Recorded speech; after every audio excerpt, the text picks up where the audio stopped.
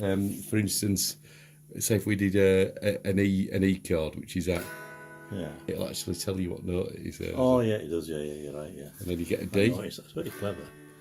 That's playing a D chord. So if you want to check your notes and things, and every note on your fretboard, it'll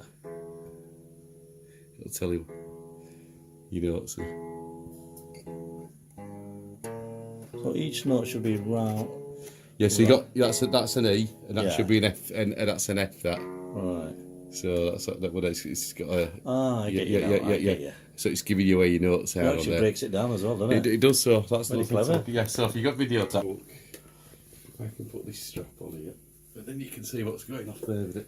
Right. So what I'm doing in videoing now, is you're up an E. What you'll then do is you'll strike that. Now when that goes into your green, it's going now. That means it's in tune. Okay, so I'm going to dampen that down now, so that'll go away. That now your next string, which is an A, that's just slightly sharp there. Can you see it's got a yellow band a little bit? So what that's doing there?